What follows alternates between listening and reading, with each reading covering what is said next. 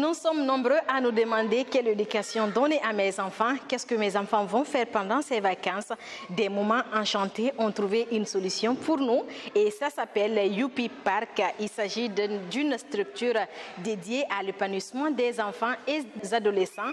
La gérante s'appelle Jenny Diallo, elle est mère de famille, donc la bien placée, la mieux placée pour pouvoir dédier ces moments avec des enfants.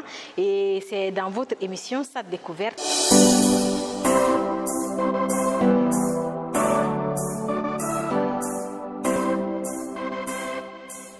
SAT TV vous propose SAT Découverte. SAT Découverte est une émission qui consiste à faire immersion sur les entrepreneurs pour mieux connaître leurs différentes activités et leur impact sur la communauté. À travers cette émission SAT Découverte, nous vous ferons découvrir le monde des entrepreneurs dans son côté pur, loin de tous les clichés et stéréotypes qu'on colle à l'entrepreneuriat à tort ou à raison. Pour ne rien rater, savoir et comprendre tout, abonnez-vous à nos chaînes Facebook et YouTube. SAT TV, la chaîne des entrepreneurs. SAT TV, la jeunesse s'implique et s'applique.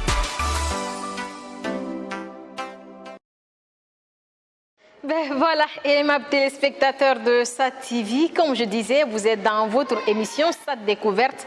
Et aujourd'hui, nous sommes reçus par la charmante Jenny Diallo. Elle est diplômée en master de gestion patrimoine en France. Aujourd'hui, elle est la gérante des Moments Enchantés. Bonjour Jenny. Bonjour. Comment tu vas? Ça va bien, merci. Dieu merci. Jenny jolie. Jolie idée. Alors, Jenny, c'est quoi des moments enchantés? Pour faire bref, des moments enchantés est une structure spécialement dédiée à l'épanouissement de la petite enfance et des adolescents. Oh, ok. Alors, les moments enchantés, est-ce que Jenny a eu une enfance pas facile ou bien tu t'es inspiré de la vie d'autres jeunes en Guinée pour pouvoir créer cette structure? Bon, moi j'ai eu une enfance agréable. Après, c'est vrai que j'ai pu, dans différents pays où j'ai pu passer, découvrir même les écoles que moi j'ai pu faire. Il y avait vraiment des activités qui étaient là pour booster les enfants et les amener à s'épanouir. Et quand moi j'ai eu mon enfant en Guinée, et j'étais en Guinée, je n'avais pas vraiment d'activité qui pouvait réellement épanouir mes enfants, c'est-à-dire il y avait l'école, mais avant l'école, qu'est-ce que mes enfants pouvaient faire? Et surtout quand ils sortaient de l'école, qu'est-ce qu'ils pouvaient faire? Du coup, c'est de là qu'est venue cette idée de créer des moments enchantés. Est-ce que c'est à travers les voyages que tu as eu à faire hors Guinée? Oui, ça a contribué. Aussi l'école, moi j'ai fait l'école française, le lycée français. Et on a vraiment des activités dès le primaire qui étaient très récréatives. On n'était pas dans l'apprentissage, on va dire, très fermé. Du coup, c'était déjà, je pense, une première éducation dans ce sens. Et le fait d'avoir été dans d'autres pays, de voir aussi comment le système éducatif est en train d'évoluer, comment les enfants sont de plus en plus au centre de notre développement. Je me suis dit que c'était vraiment intéressant, ça aurait été intéressant d'y participer. Et nous avons été, je pense bien, les pionniers dans ce domaine. En parlant de récréation, quel est l'impact exact de cette activité sur les enfants? L'impact direct, déjà, nous apprenons les enfants déjà à vraiment aller du côté civique. C'est-à-dire, on va apprendre aux enfants déjà le B à bas, c'est-à-dire...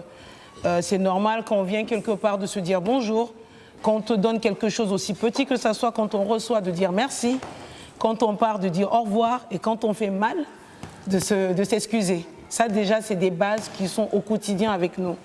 On apprend ça aux enfants parce que nous on leur dit et on leur demande de le faire entre eux. C'est vrai qu'on a des enfants qui viennent, qui sont déjà à l'aise avec ces bonnes manières. Et puis, on inculque à d'autres enfants parce que malheureusement, tous les enfants ne sont pas forcément du même niveau. Et derrière aussi, on a vraiment une portée écologique dans les activités que nous proposons aux enfants. Aujourd'hui, tout le monde sait que l'environnement, c'est le problème de tous.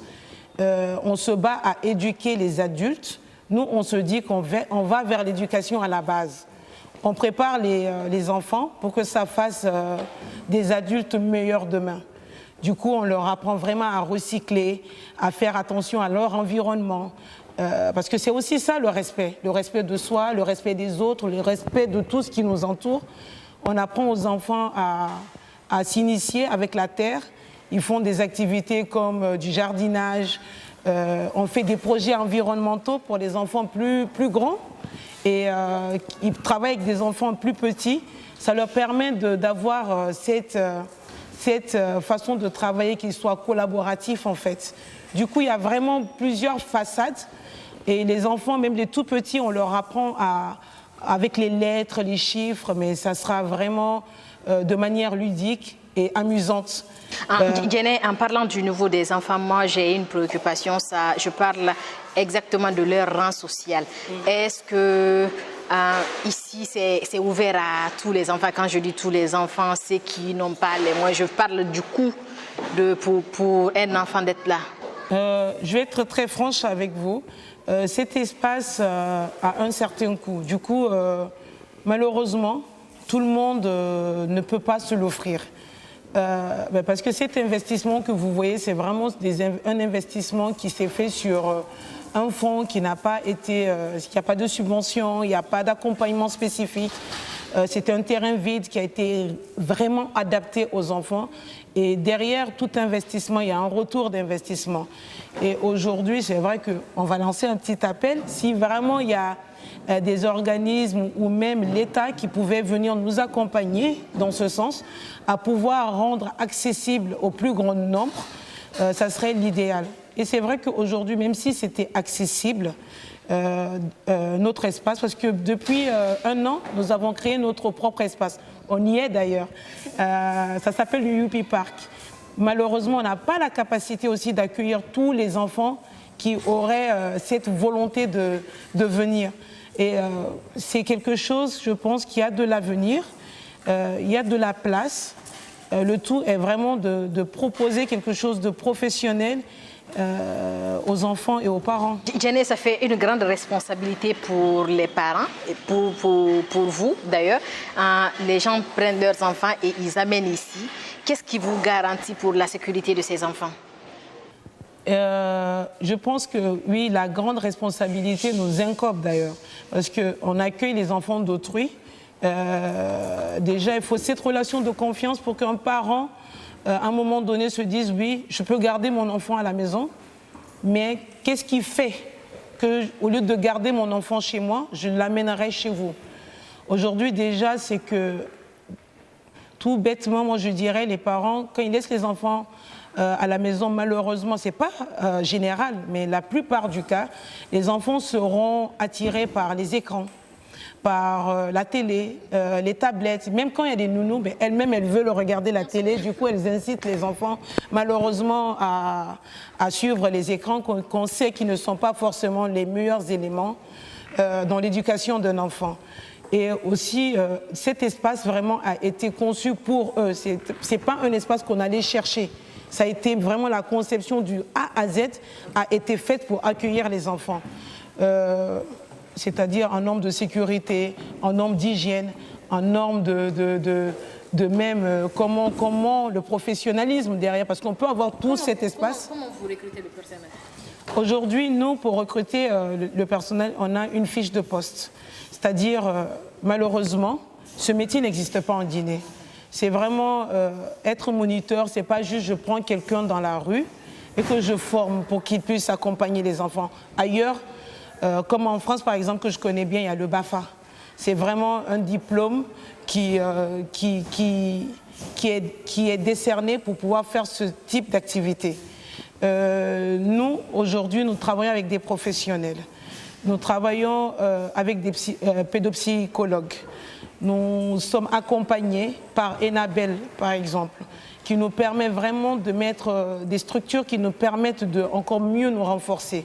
Nous avons notre ancienneté, parce que depuis 2016, des moments enchantés existent. C'est vrai que l'espace n'existe que depuis 1 an, mais il y a ce professionnalisme qui existe déjà, il y a la connaissance du terrain.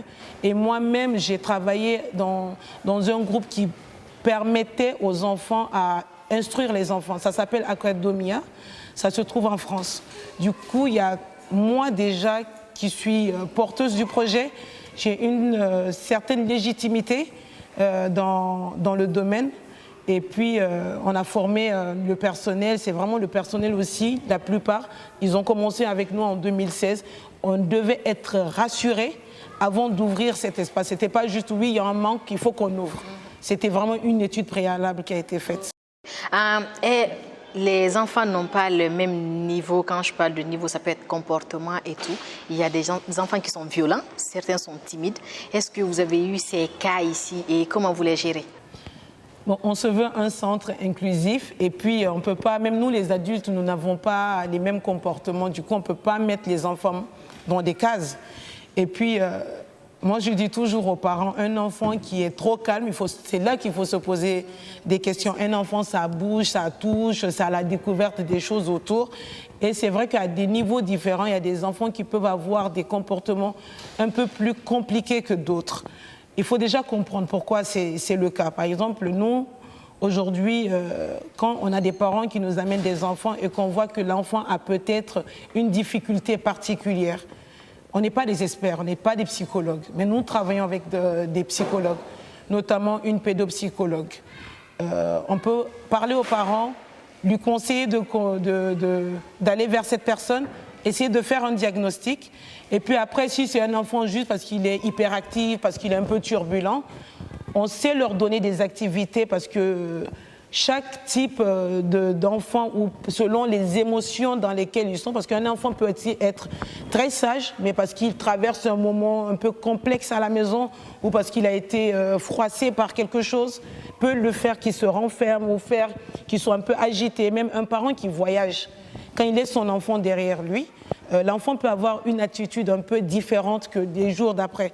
C'est à nous, adultes, d'observer l'enfant et de lui apporter des activités qui permettent à l'enfant, à la fin, nous, c'est le but de chez nous, c'est que quand l'enfant vient, s'il vient avec le sourire, il doit repartir avec ce sourire.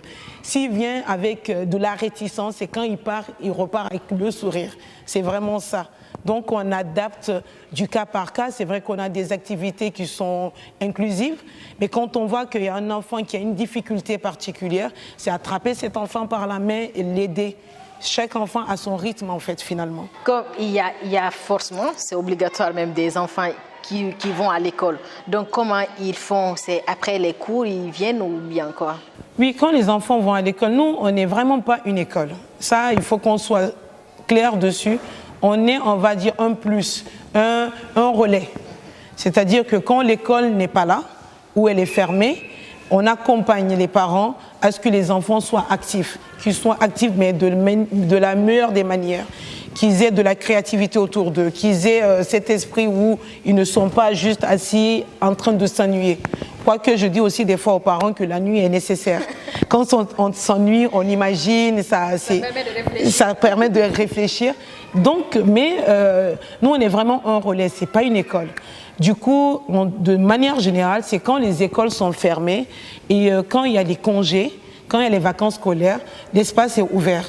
Après, c'est vrai qu'il y a des enfants, ils n'ont pas d'âge de partir à l'école et qu'ils ont un âge parce qu'ils sont assez dynamiques, ils sont éveillés. Ce genre d'enfants aussi, on peut les prendre pour les préparer à intégrer l'école. Quelles sont les heures? Est-ce que les enfants dorment ici? Les enfants, quand ils sont fatigués, parce qu'en général, quand c'est en année scolaire, les enfants, quand ils viennent, ça sera plutôt après l'école, c'est-à-dire vers 13, 14, selon les écoles. Et ça trouve que certains parents les envoient faire une petite sieste. Sinon, on a un petit espace qu'on dédie pour le moment calme de l'enfant. Ce moment calme, il peut être soit pour que l'enfant dorme, soit que nous, on raconte une petite histoire à l'enfant, soit que l'enfant lise. Ça dépend de la tranche d'âge de l'enfant. Et ils sont là jusqu'à quelle heure? Le centre est ouvert, ça dépend des activités, mais maximum jusqu'à 19h. Voilà, téléspectateurs de SAT TV, je vous rappelle que vous êtes dans votre émission SAT Découverte et aujourd'hui nous sommes venus découvrir des moments enchantés et nous sommes avec Djené. Djené doit voyager mais à cause de moi, elle est là, elle a crié sur moi au téléphone. Alors Djené, nous sommes presque à la fin de l'émission. Un petit mot pour vos futurs clients, je vais dire comme ça, ou bien pour les parents des enfants qui sont déjà là. Mais déjà, un mot pour les parents qui nous ont su nous faire confiance. C'est grâce à eux que nous existons. Merci. Merci de nous confier vos enfants. Nous savons que c'est les êtres les plus chers dans vos vies. Et au futur, vous serez agréablement surpris de venir chez nous parce qu'on a une qualité de service impeccable. Nous avons un espace intérieur et extérieur pour épanouir vos enfants. Nous avons une piscine. Nous avons vraiment des activités, que ce soit de l'art plastique, du jardinage, de la motricité fine, mais vraiment à tout âge. Nous avons des activités spécialement dédiées à la tranche d'âge de vos enfants. Nous vous disons à très bientôt. Voilà, téléspectateurs de SAT TV, nous sommes à la fin de cette émission et pour clôturer, je vais demander à ces trois demoiselles, elles nous ont tellement embêtées, vous pouvez clôturer l'émission avec nous? Oui. Okay. Faire de vos moments les plus précieux. Des moments enchantés. Tu reprends s'il te plaît? Faire les moments les plus précieux des moments enchantés. Et c'est pour Yubipa. Allez, téléspectateurs de SAT TV, on se reprend dans un autre numéro. Tout le plaisir était pour moi de vous servir. Bye bye.